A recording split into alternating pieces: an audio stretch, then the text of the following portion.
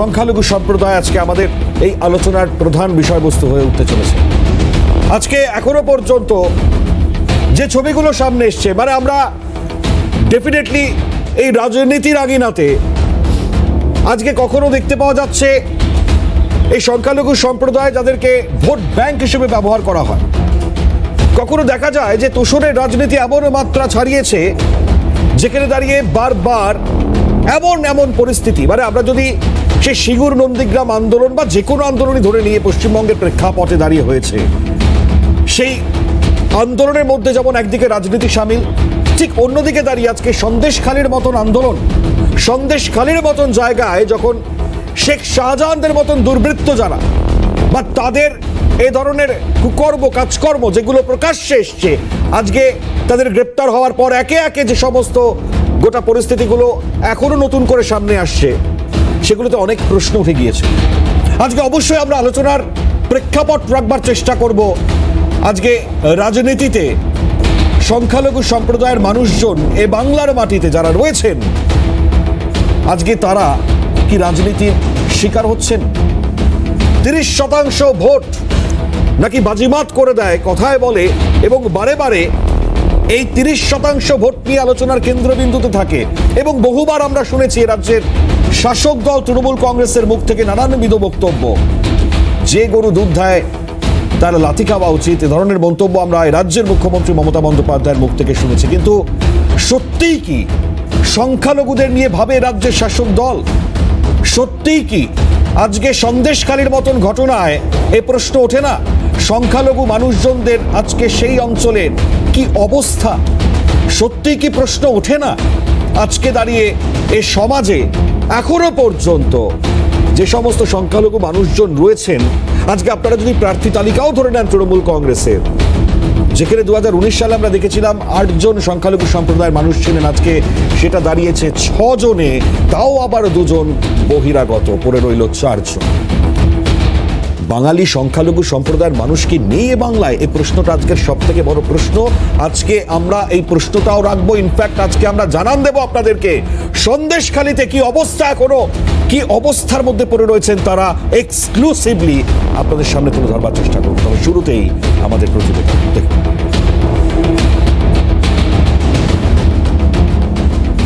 অতীতে সিঙ্গুর, নন্দীগ্রাম, শাহিনবাগ কৃষক আন্দোলন, বর্তমানে সন্দেশখালী, এসব শুধু ভোট রাজনীতির বিষয় নয়।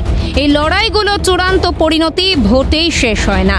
সিঙ্গুর আন্দোলনের হাত ধরে সংকীর্ণ রাজনৈতিক স্বার্থান্বেষীরা ক্ষমতায় এসেছে, কিন্তু ক্ষতি করে দিয়ে গেছে বাংলার শিল্প, কৃষি।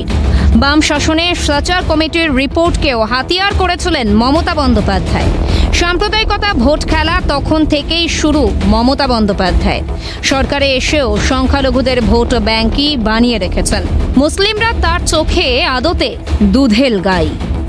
ভিক্ষা দেওয়া প্রকল্পের হাত ধরে এলাকায় এলাকায় বাড়ে শাহজাহানদের দুর্নীতি আর বাহুবলের আস্ফালন। অত্যাচার মানে মেরেছে, তেড়ে দিয়েছে, ঘর বাড়ি ভেঙে সব, এমনকি রান্না করে দুটো খাবো সে জিনিস রাখিনি, সব নিয়ে এসেছে। যা কিছু ছিল সব নিয়ে গেছে। আমি কিন্তু ইফতারে যাচ্ছি, আপনারাও আসবেন। আমি তো মুসলিমদের তোষণ করি, 100 বার যাবো। যে গরু দুধ দেয় তার লাথি খাওয়া উচিত। যে ছোটবেলায় মেলায় গিয়ে দেখতাম যে সে একটা বাঁদর না উপর থেকে নিচে নামতো, উপর থেকে নিচে নামতো, তো সংখ্যালঘুদের না মনে হচ্ছে এইরকম কিছু করছে আর কি, তোমাদের আমি শুধু খেলাবো। অত্যাচারী শাহজাহানদের খর্গ কৃপান দেখে না জাত ধর্ম, দেখে তার উদর পূর্তির দুর্নীতির টাকা, লালসা পূরণের লক্ষ্যদের। সংখ্যালঘুদের শিক্ষার প্রসারের নামেও আদতে ভাওতা দিয়েছেন নেত্রী। গোটা শিক্ষা ব্যবস্থার রন্ধ্রে রন্ধ্রে যখন দুর্নীতি, তখন কি হবে জনমুখী প্রকল্পে? শিক্ষাটাই যেখানে শেষ, নিয়োগে শুধুই দুর্নীতি আর গুচ্ছ গুচ্ছ মামলা প্রমাণ করছে মমতা শাসনে শেষ হয়েছে চাকরির সুযোগ।